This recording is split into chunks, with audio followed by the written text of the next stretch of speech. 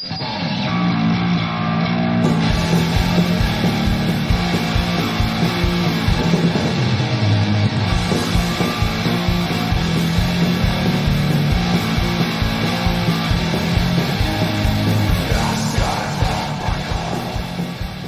and welcome to another episode of the From the Depths podcast. How are you keeping? Are you well?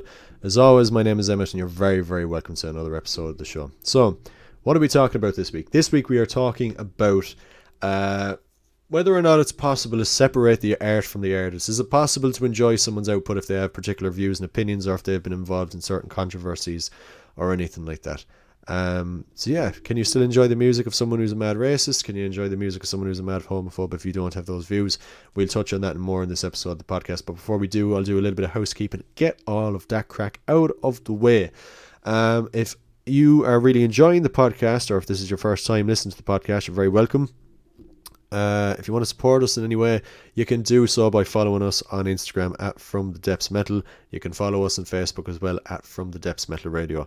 And basically, you wouldn't believe it, but the amount of likes and stuff like that really, really helps for garnering and getting particular interviews and stuff like that. Loads of which I'm currently in the process of getting. I have 2 guests lined up now, not involved in the Irish metal community, that I really, really want to announce. One was part of the new wave British heavy metal. The other is an individual that was involved with punk rock icons, the Ramones. Really, really excited to get those in the can and be able to put them out. But yeah, genuinely, I was told, dealing with the management of one of the particular people I'm looking to interview, to try and consciously be working on that. So every week I'm going to be plugging that as much as I can. If you want to support us in any way, please follow the social media accounts From the Depths. It really, really helps, and will help to continue to help this grow and stuff like that over the coming months, and hopefully years too, as the podcast grows. Yeah, so you can find this every Monday wherever you get your podcast from, unless, like last week, I was sick. My apologies to anyone who was looking forward to last week's episode. It's here for you now, but it's been a little bit delayed. I was dealing with some seasonal ailments. My throat was kind of out for the count for 2 days. In better form now. I was going to record and re-release it later in the week, but I thought, something, just leave it off, do it Monday, keep to the regular routine and all that type of crack. So here we are now. And as well as that, if you want to check out our weekly radio show at Wired 99.9 FM, you can do so too. Every Wednesday at 8 p.m. on Wired 99.9 FM, Limerick's only fully licensed student radio station. I host a weekly hour-long metal program called From the Depths, which is the namesake of the podcast. And I basically just sit down and play for you some of the bits I've been listening to throughout the week. I very much enjoy putting those together. I've been doing it for over a year now at Wired FM, and will hopefully continue to do so in the coming months, and again coming years, as I hope to do the same with the podcast. So yeah, that's all the housekeeping out of the way. So what are we talking about this week? We are talking about whether or not it's possible to separate the art from the artist. We're living in a day and age now where everyone's thoughts and opinions are everywhere for everyone to find them. So one thing that I really dislike about that is it takes the mysticism and the mystique around artists away. You look at a band, like I'm looking up now at my I have a mounted wall unit where I keep my cassettes, and on that I have an old postcard of Jimmy Page that would have came out around the time that Zeppelin were huge, and I remember looking at photos of Zeppelin and stuff like that when I was younger and just being taken aback. Like, these people seem larger than life. For better or for worse, that element of rock and roll is gone in all types of rock and roll music, whether it's metal, whether it's punk, doesn't matter. That mystique is gone. There's no characters left. Any characters that are there in music now, I always find are very, very forced, or either they're ridiculously genuine. There's no in between anymore. And yourselves, there's definitely loads of examples. We're going to touch on this guy again in a minute now, but Marilyn Manson is one. Like, in the 90s, people thought that he was genuinely like the Antichrist. The imagery, everything like that, he seemed dangerous. That's very much gone with the internet now. Do you know what I mean? Especially with, like it's so hard, when people play like a character or anything like that, how are you meant to take them seriously then when they're there and they're tweeting about like watching an episode of the Great British Bake Off or something like that? Do you know what I mean? It's just the mysticism is gone, the mystique is gone. And as such, everything you put online, as we all know, because particularly if you're like me and you've grown up now with the internet, my age group kind of would have been the first to grow up with Facebook and Instagram and stuff as teenagers. And like we would have grown up with it and stuff like that, but it wasn't as prevalent a thing as it is now for teens growing up. And I don't envy you in any way for that. Your whole life is pretty much documented because of the internet now. Like as many people have said it many times, if you talk about a particular item or something like that, you will probably get an advert for it on your phone within an hour or two. Constantly being monitored, and you're constantly being documented. But a result of that is people, as people do, say stupid things on the internet. And they might say something, they might type something in the moment at that time, they really, really feel it. And then they cool down, they calm down 20 minutes later, they're just kind of like, do you know something, that wasn't actually that bad. And now we're living in an age where several years later, that questionable thing they threw up online could very much be the thing that cost them their job. Which I don't particularly agree with. I don't really think that's right. But it is very much, as I'll probably end up saying 100 times in this episode, a case-by-case basis. No two cases are alike. We only saw it this past week with, I can't think of her name off the top of my head, but that lady who was in The Mandalorian was let go in light of tweets she put out a few months ago. I'd say she would have probably been fired before Christmas if it wasn't for... I think that the way that The Mandalorian finished up was very close to Christmas, and I don't think they wanted that controversy to overshadow the show. But she was just let go this past week from The Mandalorian. And you're going to see this. We have been seeing this a lot of times. People being let go from jobs, people being, well, cancelled pretty much for saying some questionable things online. And I don't really agree with that. And it's not that I agree with questionable things that people are saying. I'm very much in favour of freedom of speech. Just because someone says something you don't agree with doesn't mean that the person doesn't have the right to say that thing. You know what I mean? And yeah, I don't want to get into a rant or anything about cancel culture, but I don't agree with that because in premise, it's meant to deplatform people who have views and opinions that can impress others, which I get. But in practice, it's not really doing that. You know what I mean? This isn't a metal example at all, but it's one that really, really, I have a real issue with. This is Erica Cody. Erica Cody there last summer or late last spring put up a video on Instagram TV claiming that Casper Walsh of Versatile fame had blocked her into a car space and was roaring and shouting at her for several minutes, and she was left in an absolute heap in the car. He went on record and apologised for that, admitting it was wrong for him to have done what he did, but he went as far as to get the CCTV footage, and in the CCTV footage you could see that the car literally is pulled up in front of Erica for no more than 3 seconds and gone away again. And what happened as a result of that?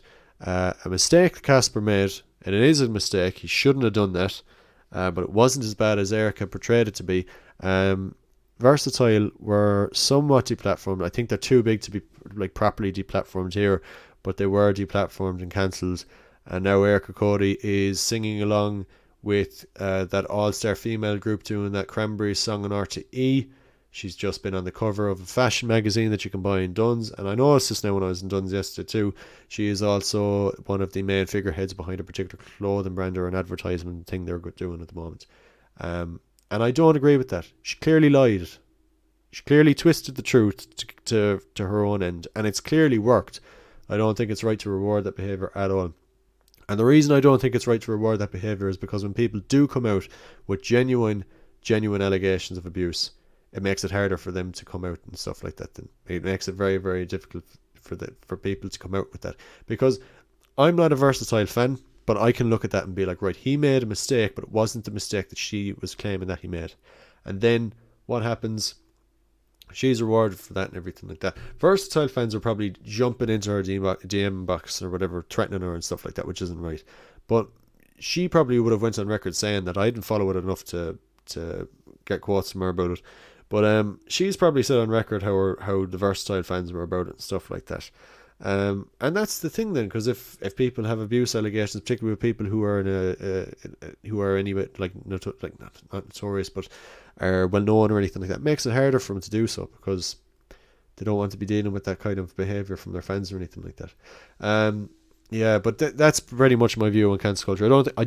If you want a short synopsis of my view on cancel culture, I don't think a tweet that you made when you were 12 in 2009 should cost you your job at 24 in 2021. That's just me. That's my view and opinion on it.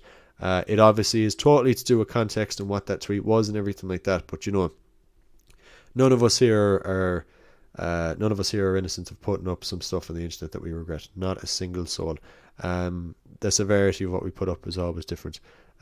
My embarrassing things that I see from when I was younger was posting about teachers online, which was ridiculous. I don't know why I was doing that. And I see, I see those memories come up on Facebook, and I'm just like, Jesus, what was I thinking? And I'm lucky because that's my thing. Do you know what I mean? Mine would be like, oh, fuck Fuzzy making me take up my eyebrow piercings. Yeah, the likes of that. Do you know what I mean?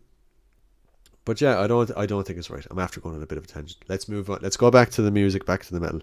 So yeah, we're talking about, not going to be talking about cancel culture, but we're talking about whether or not it's right to support an artist who is involved in particular controversy and stuff like that.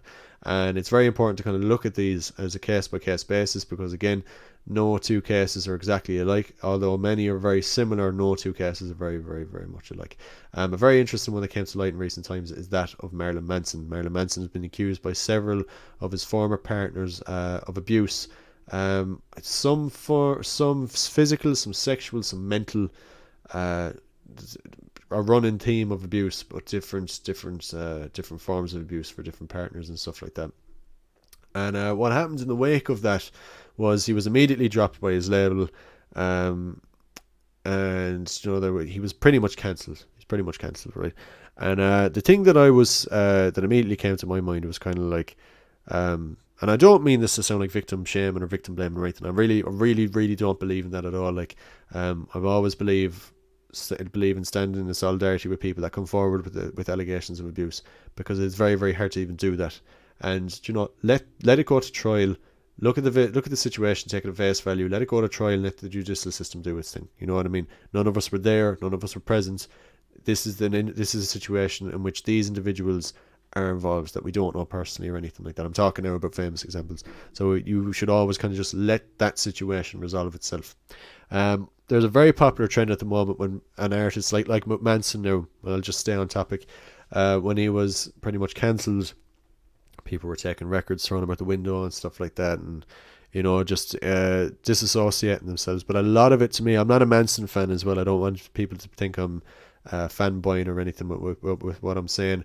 But a lot of people I saw disassociating themselves from Manson online, it very much came across that they wanted to be seen to be disassociating themselves from Manson rather than genuinely wanting to disassociate themselves from it. It very much came across as a load of guys who had been listening to Manson as a teen, who hadn't listened to him in years, and then they just put up photos on Instagram of them after going absolutely mental at their Manson CDs with like a hammer or something. And it's just a bit try hard for me, like, do you know what I mean? I don't think it's really necessary. Like, the thing to be cautious of here is it's not whether or not Marilyn Manson should be cancelled. It's the fact that there are serious criminal allegations at the forefront here. And as the internet is, and we touched on it in the last episode of the podcast and stuff, people will turn stuff into a joke and stuff like that anyway. So of course there was loads of Marilyn Manson memes going about and stuff like that. But we forget that when allegations like this come out, I think we've been so what's the term for it? We've been so desensitized to allegations and stuff like this now that we forget the severity of what's actually happened. For everyone that was for the no, when I say a lot of people were doing it to be seen to be doing it, not everyone was. If I was in a position now where I followed an artist or anything like that and they were involved in something I didn't particularly agree with and I didn't want to listen to them anymore, I'd quietly give the CDs and stuff by them away to friends that wanted them. I wouldn't want to be seen to be doing it, because I wouldn't want to be seen to be virtual signaling by my music taste. Music is an individual thing, like, do you know what I mean? You listen to music because you like it. You shouldn't listen to music to be seen to be listening to music. That by definition is what poses there, like, do you know?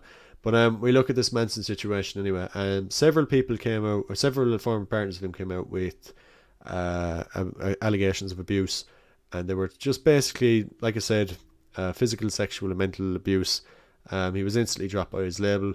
I believe that when his label was dropped, I believe that was very much them wanting to be seen to have been dropping him.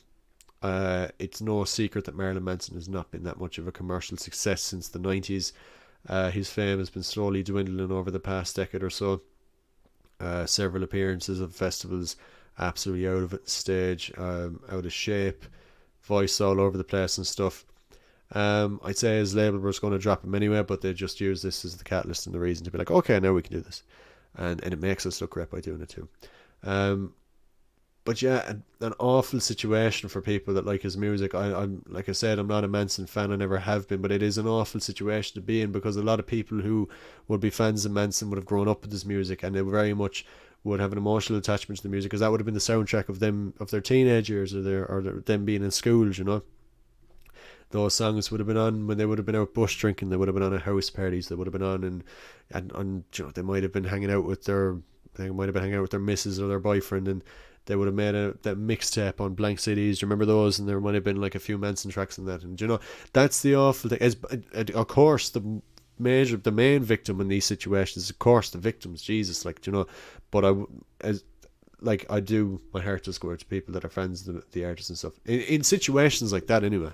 In situations where it's abuse. But a very, very important thing that I think that we all must remember, and it's so important to remember this, is when situations like this arise, take them at face value. None of us were involved in the situation. I'm not saying by any means that if someone comes out with an allegation of abuse that it's not true. I'm not saying that at all. But I think as particularly when it relates to metal music, we need to remember what happened with Decapitated a few years ago. Decapitated were all over the press for accusations of gang rape and kidnapping. And I remember seeing that and being like, fucking hell. You know what I mean? I'd never seen anything like that to come out about a band. So I was like, fuck, I was instantly taken aback. Not a particularly big Decapitated fan. Not that I don't like them, I just haven't dipped too much into their output. But I remember being like, Jesus. It was very, very strange. And then it went to court, and I think it went on for about a year or so. But I remember then it came out that the lads in Decapitated hadn't actually done any of the things they were accused of. They were proven innocent. And the person who made the accusation came out and issued an apology and an explanation as to why she made the accusations, which I found so incredibly strange. Like, if it was a case where it's just like it, there's definitely more to that than we know, because it wasn't an extortion thing. Decapitated aren't a massive commercial success, so they weren't looking for money. A very important thing to take away from that case too was that their label at the time, Nuclear Blast, didn't drop him. They waited to see what happens in court, and then they waited to see. They didn't openly stand by him or anything like that. They took a step back and they were like, we're going to wait and see what happens here. If they were found guilty, they're gone. If they're found innocent, we'll work through it when it comes to it. You know what I mean?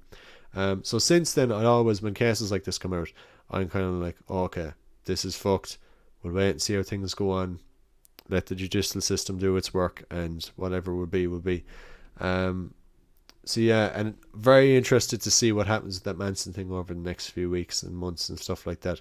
No doubt that the man is capable of that. I would not be surprised if after all this goes to trial that he was found guilty of all of it. I would not be surprised at all.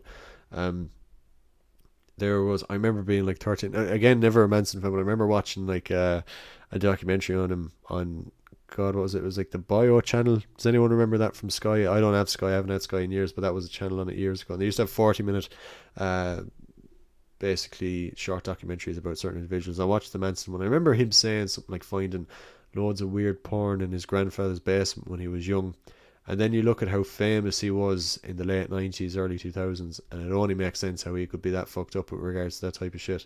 So I was very, very, very, very, very, very, very, Jesus, what was I going to say? I wouldn't be surprised, basically. That's what I was going to say. Brains fried to them. I remember, I must actually mention this too. I like, for the people that instantly cancel someone and everything like that, you'd always have like diehard friends who come out and say like, this could not have happened as well, which I find incredibly strange. I remember seeing a post there last week. Someone putting up, with the Me Too movement and stuff like that, there was people using the hashtag I believe her and stuff like that. Man, there was people using that for Manson, being like, I stand with Manson and stuff like this, and I just thought, oh God, where's the self-awareness? Like, do you know what I mean? You don't need to be posting about that shit. Do you know what I mean? Keep an eye on the trial, wait and see what happens, and if he's proved to be innocent, then you were right all along. If he's proved to be guilty, then you look a twat, like, do you know? But yeah, for me anyway, personally, my thing is always pedophilia. If people are into that crack, that's what makes me disassociate with an artist. That's the one sole thing that as soon as it's proven and it comes to like that an artist I listen to is involved in any way in child abuse or in possession of child pornography or has been involved in sexual acts with a minor, yeah, I'll instantly disassociate myself from them. But again, I'm not going to use that as an excuse to virtue signal. I'm not going to go and I'm not going to put it up online and be like, oh, here's me burning all of my records by this artist. Here's me throwing these away. Oh, fuck this person. I'd be an adult about it and be like, right, I don't want to listen to this artist anymore. I have all these CDs, all these records by that artist. I just give them away. I would just give them away. Unless they're rare, then I'd sell them because I'm not an idiot. But yeah, that's my main thing. Proven abuse. Yeah, I'd probably disassociate myself from an artist over that too. If they're known to have been, male or female, if they're known to have been beating up their partner, if they've been abusing their partner mentally or sexually or anything like that, I'll disassociate myself from an artist because of that. Other than that, I'm pretty lenient. I listen to music by people who are mad into fascism and stuff like that. I listen to music by lads who are outwardly homophobic, guys who are racist and stuff like that. And I'd always be in the mindset that just because some of the people I listen to have these views of the world and these opinions, doesn't mean I do. And it doesn't mean that the music is directly related to that too. Great examples of that is Ted Nugent. Ted Nugent is an absolute guitar god and a fantastic songwriter, particularly his early stuff, his debut album. I can't recommend that enough, one of my favourite albums of all time. But yeah, he has some questionable opinions to say the least. And it's one of those things where it's just kind of like, sure, look, that's his view of the world. He has experienced the world through his eyes, and that's the way that he views it. And that's his. As much as I might disagree with certain views he has and stuff like that, he has every right to have whatever views he has. We live in a society we were living in a society that where people had free speech, but that's kind of gone. I'm very much of the opinion that it's like, just because I don't agree with the opinions of someone doesn't mean that they don't have the right to express that opinion. Do you know what I mean? That's so important. Because it's the one thing about humans is that our differences is what make us as a whole brilliant. It's what makes us great. Now someone could say, well, that's what causes war too, and yeah, it does, but it also causes art. Sure, look at there's loads of examples I could touch on and stuff like that, but like, just because an artist has a particular view or opinion does not reflect on the listener. That's a main point I want to make and stuff like that. Like a particular one is Marduk. Marduk always use Nazi imagery and stuff like that. They are not, they don't share the same belief system of Nazis and anything like that. They've been on record several times to say it. They're mad history nuts, and that's why they use that type of stuff. It's the imagery of it, like, and all that kind of crack. And yeah, it doesn't mean, like, they might use that imagery. That doesn't make them so.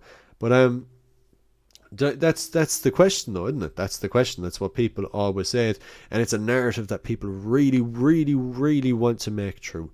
Loads of people in this world would love if the artist you listen to made you a fascist, because that would mean that they could virtue signal about you and they could vilify you and they could make you out to be a cunt when all you've done is press play on a record. And it is such horseshit. It is such horseshit. I don't believe in that at all. Now, I just said there that I would disassociate myself from an artist because of paedophilia and stuff like that. That is my thing. That's my view of it. That's the way that I would be about that. If you have that opinion with people who have been outspoken about certain minority groups, if you don't want to listen to someone who has been outward racist to black people, they might write about it and stuff like that. They might say it all the time on their Twitter and stuff. You have every right to not listen to that artist in the same way that I don't listen to people who are involved in paedophilia and stuff like that. Do you know what I mean? I said this earlier. I'll say this 110 times throughout the podcast. It's very much a case by case basis. But it does boil down to, if you don't want to listen to an artist because their views and opinions or because they're involved in a particular act or crime, that is up to you. That's the simple answer to this. That is the very, very simple answer to all of this. That's it. It's very much a case by case basis. Like one thing that worries me about this though is, for better or for worse, with this cancel culture and everything that people being deplatformed, right? There are plenty of people who haven't said things that are particularly controversial, but they might be against certain organizations, or they mightn't agree with particular things in the world. They mightn't have an issue with the homosexual or the LGBT community, I should say, or like particular minority groups or anything like that. But they might say something against an organisation that works with those individuals and gets them cancelled by proxy. And a great point that Alan Averill mentioned in his podcast, he talked about this topic there last week, was how is this going to affect festivals and touring and stuff going forward, which is a fantastic point that I had not thought about until he raised that point. iStart, their future is very much up in the air. Someone could say, what future? Because of John Schaefer's involvement in that whole capital thing there early January, they were cancelled. iStart were cancelled. There's no doubt in my mind about that. Proof in the pudding of that, check out an episode of the Metal Hammer podcast if you want your ears to burn. But yeah, no, I don't. I'm only saying that because I don't like the podcast now. I'm not saying I disagree with anything they said, but they were trying to talk about this topic, and they spent like 2 hours and 40 minutes talking about how they like to throw out records and how they like to associate themselves theirs, which is fucking horseshit. It's not what you set out to talk about, so would you not just stick to the topic? This coming from the man who is awful for going on 101 tangents. But anyway, what I was saying about festivals and stuff like that is when bands are cancelled and stuff like that, it could end up being a thing where your viewpoints could dictate whether or not you can play a festival, right? And in theory, that's kind of like, well, if you're an out and out fascist or a racist, understandable, totally. Let's look at a more difficult example of this, right? I went to Bloodstock in 2018. I went to Bloodstock in 2018 to see Judas Priest, right? That they played on the Friday of that festival. Before they played on that stage, Emperor were playing, right? So Emperor were on the stage playing before Judas Priest. When they played a fantastic set. I think it was like an anniversary for In the Nightshade Eclipse or something like that. So the set was brilliant. Really enjoyed it. Priest afterwards were phenomenal. My first and only time getting to see Priest so far, hopefully, and they were absolutely fucking phenomenal. But if you've been to Bloodstock before, or if you haven't, we were the main stage. It's kind of done out like a county fair. It's actually not that big, Bloodstock, at all. But once you go out of the main stage and stuff, there's a huge tent. That's the Sophie tent, is the name of that, and it's like the second stage basically. And on the Sophie stage, after the main band's finished, you might have one or two kind of bands playing for like an after party thing, and then there's like a huge, pretty much like a disco thing. It's like an after party in Fibbers, except with a couple of thousand people. I was there and I was chatting away to a mate of mine at the bar after Priest. This is probably an hour or so after Priest finished. Both him and I are huge Emperor fans, and we were talking about how much we enjoyed the set. And this guy, considerably taller than me, turned around and he got particularly angry. Not at us now, but you know, he was there and he was just like, oh, Emperor and Priest shouldn't have been on the stage. Like, you know, he was insinuating in what light of your man Faust done in the 90s. Your man, is it Faust? Yeah, he did. Your man Faust, he was the drummer for Emperor. He killed a gay man in cold blood. He stabbed him to death when he was a teenager, and he went to prison for several years for that. And your man was convinced that he was on the stage with them that day playing, even though he hasn't played with them for years. But he was very much of the opinion that Emperor and Priest shouldn't have been sharing the same stage, right? Now, this guy was particularly angry about it, right? I didn't really want to be having this conversation. I was at least 7 points in now, so I was just kind of like, I just want to have a bit of fucking crack. But just nodding away, letting him off, knew when he would kind of turn around and get his points and go back to whoever he was with and all that kind of crack. I'm all for mingling with festivals, but when people initiate a conversation with anger, you're kind of go, oh, fuck. But anyway, he went off and he went about his business after that. He had given us his 2 cents. And I kind of thought about that after listening to Alan Averill's podcast during the week, because I was like, is that going to be a thing now? If you had a member of your band that expressed certain views and opinions years ago that is long removed from the band or committed particular crimes, will that warrant you being taken off a festival bill? And you may say to me, well, of course that wouldn't warrant you being taken off a festival bill. What a ridiculous thing to say. Is it? One person said it there, like, do you know what I mean? That could become a thing over the next few years, like, do you know what I mean? There could have been a band that sampled a particular noise by a quote of someone who is known to have been a mad fascist or something like that, and it could warrant them being cancelled by using that one sample and stuff. Examples are getting that extreme of people being cancelled. Again, I am anti cancel culture because of what it is. In premise on paper, it should be a brilliant way to take away the power of a platform from particular individuals. Because every, like, like, the one thing is, like, when people justify this whole cancel culture shit, they're always quick to say, well, they're just taking away the platform from someone who's dangerous and stuff like that. Is someone really that dangerous, though? You know what I mean? Particular individuals, like, people who are like a cult of personality, who are like really, really charismatic and really well spoken, they may be, right? But for the most part, have a bit of faith. Have a bit of faith in people. People are smart. People have their own, people are smarter than people give people credit for. Like, that's such a difficult sentence to say, but people are smart. Like, do you know what I mean? Just because someone says particular things and has done something doesn't mean that people who follow that person online are going to do the same things. Like, I'm a fan of Varg, like, of Burzum and stuff. I don't share the same opinions and stuff as Varg. And isn't that a popular one as well? That is one that people really want you to know they don't share the same opinions of Varg. In researching for this podcast now, I read up a bit on Metal Hammer asked that question, separating the art from the artist and stuff like that, and loads of people giving the example of Varg and stuff like that, and it's just, it seems to one that knows when people name drop. It's like, yeah, okay, we get it, like, do you know what I mean? You don't like Varg, you don't agree with Varg, but fine, do you know? It's just so, it annoys me, and it goes back. That's my whole issue with all this, and I'm probably all over the place. This is a ranty podcast, a very unorganized. I'm really against people virtue signaling and wanting to be seen to be doing something rather than being genuine about it. Like, do you know what I mean? And that's the thing. That's another point I want to make, is like that I mentioned at the very start, the mysticism around figureheads involved in rock and roll and metal and stuff like that. Like, you look at King Diamond in the 80s, kids growing up in the 80s were like, who the fuck is this guy? Do you know what I mean? You can't have that nowadays.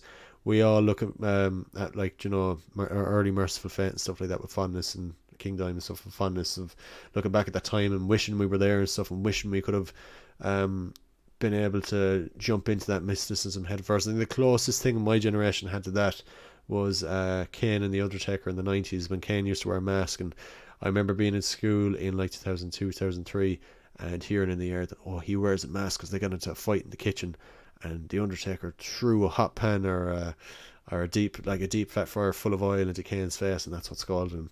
That's the closest we got to that. So I'm forever envious of people who got to grow up with that mysticism around music. But the danger of rock and roll is gone.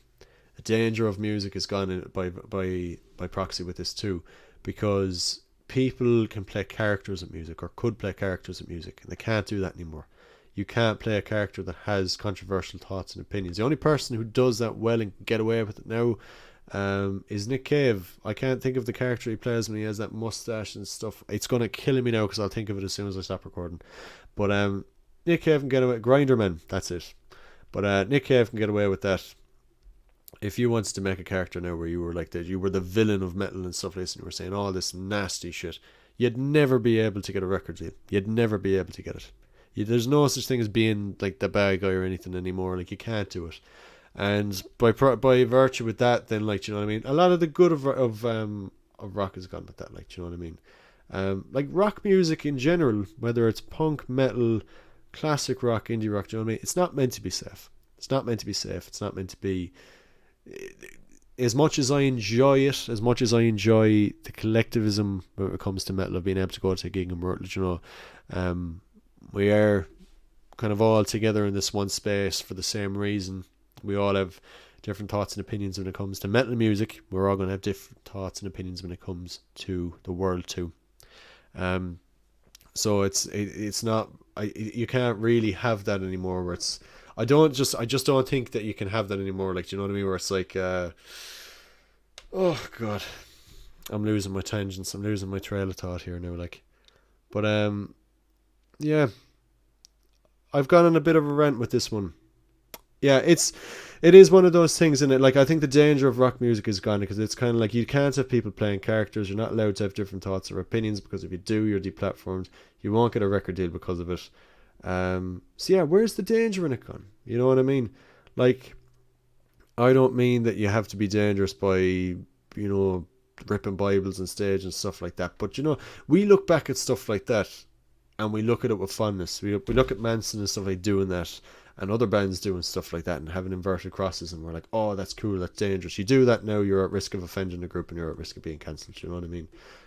Like, I'm not saying anyone should do this, but I'm just using this as an example. For so long, the narrative in metal and rock music has been anti-church, right? And it's always Catholicism, which is the faith that's always used for the imagery and stuff like that.